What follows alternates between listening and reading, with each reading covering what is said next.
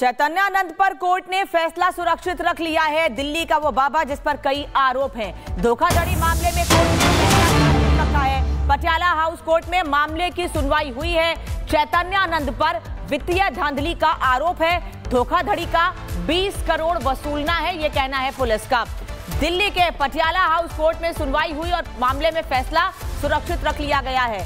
और चैतन्यानंद पर धोखाधड़ी के अलावा वहां पढ़ने आने वाली बच्चियों के साथ गलत व्यवहार करने का भी आरोप है।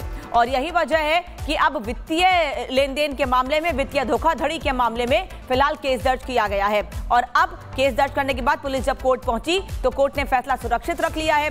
कोर्ट अपना फैसला सुनाएगा। पटियाला हाउस कोर्ट ने पूरे मामले की सुनवाई हुई है। पुलिस का कहना है कि जो धोखाधड़ी की है वो पैसे वसूलने हैं। जतिन इस वक्त हमारे साथ जुड़े हुए हैं। जतिन, कब तक ये फैसला आ सकता है? सुरक्षित रखा है कोर्ट ने फैसला? बिल्कुल, देखिए आज देर शाम या कल ये फैसला आने की उम्मीद है। हालांकि कोर्ट ने दोनों ही पक्षों की दलील सुनी। सबसे पहले जो इस पूरे मामले में याचिका करते थे, जो आरोपी भी है चैतन्यानंद, उनकी तरफ से एंटीसिपेटरी जो बेल है वो कोर्ट में मूव की गई थी, जिसको लेकर आज सुनवाई हुई। दरअसल जुलाई के महीने में ही दिल्ली पुलिस ने एक FIR दर्ज की थी। ये FIR में कंप्लेनेंट वो मठ है जिस मठ की जमीन पर कब्जा करने के आरोप लगे और साथ ही ये भी आरोप चैतन्यानंद पर लगे कि मठ की जमीन का गलत इस्तेमाल करके अपने अकाउंट में पैसा ट्रांसफर किया गया। हालांकि पुलिस की तरफ से भी कोर्ट में दलील दी गई। अग्रिम जमानत याचिका को पुलिस ने कहा कि हम नहीं चाहते हैं कि इनको जमानत मिले, क्योंकि काफी इन्फ्लुएंसिव इंसान है। उनकी गाड़ी पे UN का नंबर लगा होता था और अगर ये बाहर रहेंगे तो जांच को प्रभावित करेंगे। कोर्ट ने भी ये पूछा कि आखिरकार आप सरेंडर क्यों नहीं कर रहे हैं, आप पुलिस इन्वेस्टिगेशन ज्वाइन क्यों नहीं कर रहे हैं। लेकिन चैतन्यानंद की तरफ से यह बोला गया कि वो जांच में सहयोग करने के लिए तैयार है, लेकिन गिरफ्तारी से बचने के लिए उन्होंने ये अग्रिम जमानत जो याचिका है वो लगाई थी। लेकिन कोर्ट में दिल्ली पुलिस ने अपनी इन्वेस्टिगेशन के बारे में बताया कि 20 करोड़ का ये पूरा फ्रॉड है और जब से वो फरार हुआ, यानी कि पुलिस की रडार से दूर हुए हैं, तब से 60 लाख रुपए का ट्रांजैक्शन किया गया है। और ये 60 लाख रुपए कहां है, इस बारे में जानना बहुत जरूरी है। कई गंभीर आरोप मठ ने चैतन्यानंद के ऊपर लगाए। मठ का साफ तौर पर कहना है कि मठ की जमीन को कमर्शियलाइज कराया गया, लीज पर कुछ ऐसी जगह थी जिसको दिया गया और उसके एवज में जो करोड़ों रुपए का किराया आता था वो शेल कंपनी के जरिए चैतन्यानंद अपने अकाउंट में ट्रांसफर कर लेता था। उससे मठ को कोई फायदा नहीं पहुंच रहा था। DDA की जमीन जो कि मठ को दी गई थी, लेकिन चैतन्यानंद ने उस पूरी जमीन को अलग अलग सेक्टर्स में बांट दिया। सेक्टर्स में बांटने के अलावा कुछ कंपनियों को उसको रेंट पर दिया गया। एक ऐसी जमीन भी है जिस पर बैंक भी खोल दिया गया, लेकिन उससे जो किराया आता था वो चैतन्यानंद अपने पास रखता था।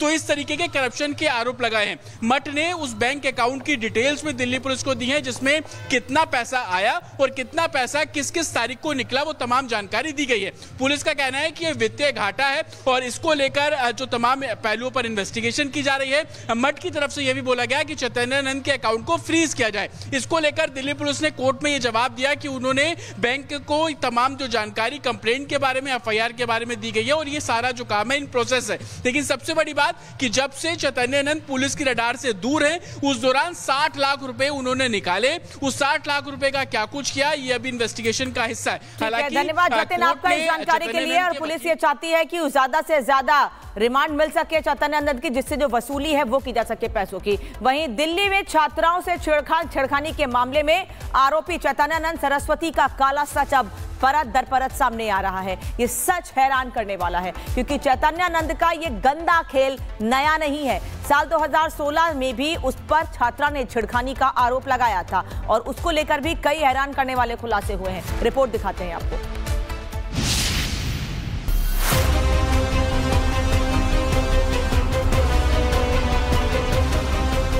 खुद को आध्यात्मिक गुरु बताने वाला स्वामी चैतन्यानंद सरस्वती पुलिस से भागता फिर रहा है।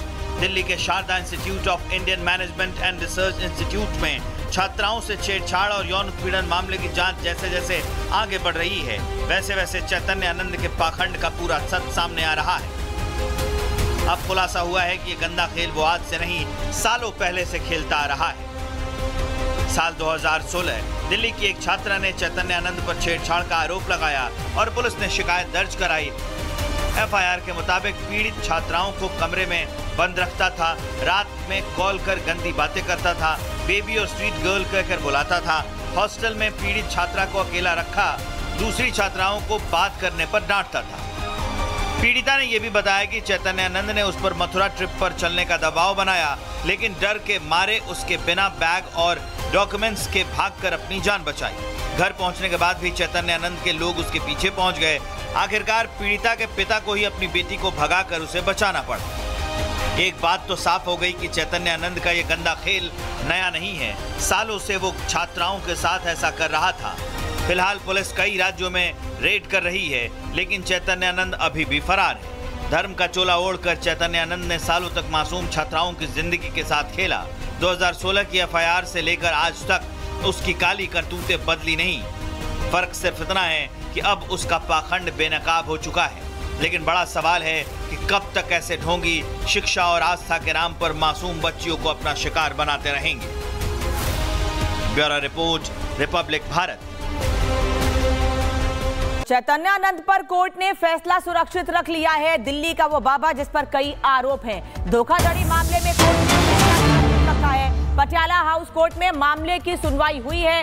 चैतन्यानंद पर वित्तीय धांधली का आरोप है। धोखाधड़ी का 20 करोड़ वसूलना है, यह कहना है पुलिस का।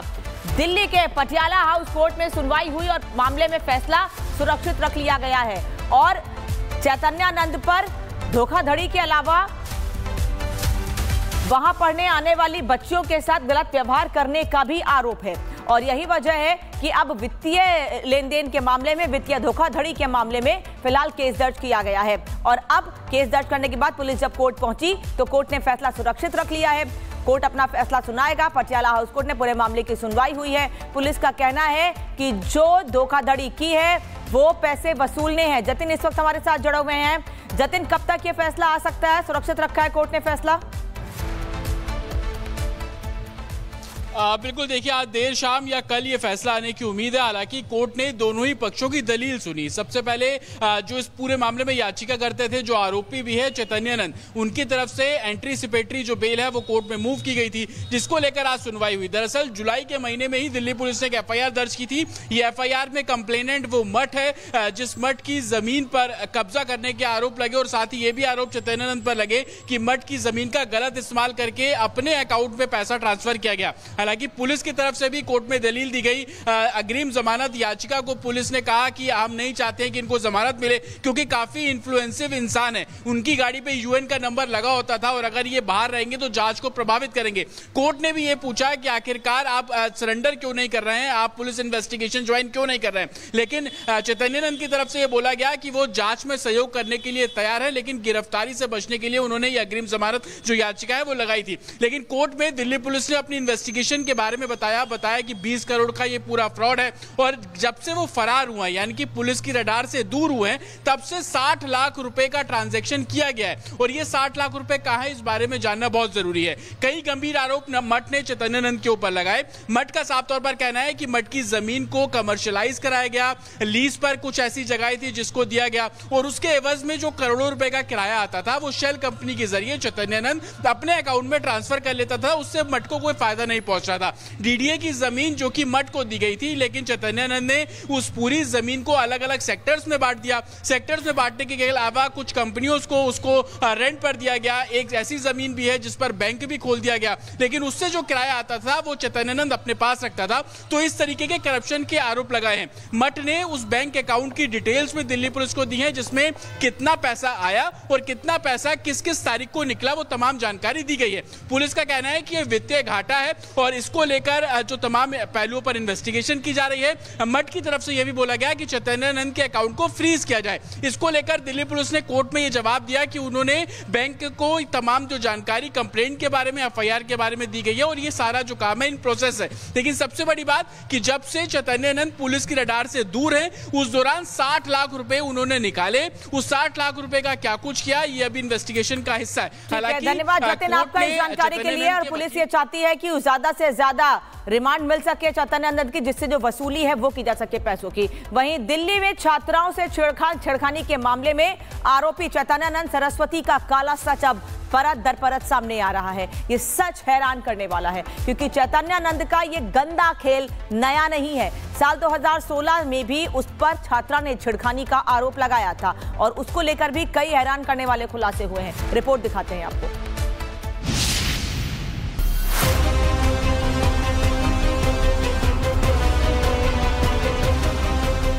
खुद को आध्यात्मिक गुरु बताने वाला स्वामी चैतन्यानंद सरस्वती पुलिस से भागता फिर रहा है। दिल्ली के Sharda institute of Indian management and research institute में छात्राओं से छेड़छाड़ और यौन उत्पीड़न मामले की जांच जैसे जैसे आगे बढ़ रही है, वैसे वैसे चैतन्यानंद के पाखंड का पूरा सच सामने आ रहा है। अब खुलासा हुआ है कि ये गंदा खेल वो आज से नहीं, सालों पहले से खेलता आ रहा है। साल 2016 दिल्ली की एक छात्रा ने चैतन्यानंद पर छेड़छाड़ का आरोप लगाया और पुलिस ने शिकायत दर्ज कराई। एफआईआर के मुताबिक पीड़ित छात्राओं को कमरे में बंद रखता था, रात में कॉल कर गंदी बातें करता था, बेबी और स्वीट गर्ल कहकर बुलाता था। हॉस्टल में पीड़ित छात्रा को अकेला रखा, दूसरी छात्राओं को बात करने पर डांटता था। पीड़िता ने यह भी बताया कि चैतन्यानंद ने उस पर मथुरा ट्रिप पर चलने का दबाव बनाया, लेकिन डर के मारे उसके बिना बैग और डॉक्यूमेंट्स के भागकर अपनी जान बचाई। घर पहुंचने के बाद भी चैतन्यानंद के लोग उसके पीछे पहुंच गए। आखिरकार पीड़िता के पिता को ही अपनी बेटी को भगाकर उसे बचाना पड़ा। एक बात तो साफ हो गई कि चैतन्यानंद का ये गंदा खेल नया नहीं है, सालों से वो छात्राओं के साथ ऐसा कर रहा था। फिलहाल पुलिस कई राज्यों में रेड कर रही है, लेकिन चैतन्यानंद अभी भी फरार है। धर्म का चोला ओढ़कर चैतन्यानंद ने सालों तक मासूम छात्राओं की जिंदगी के साथ खेला।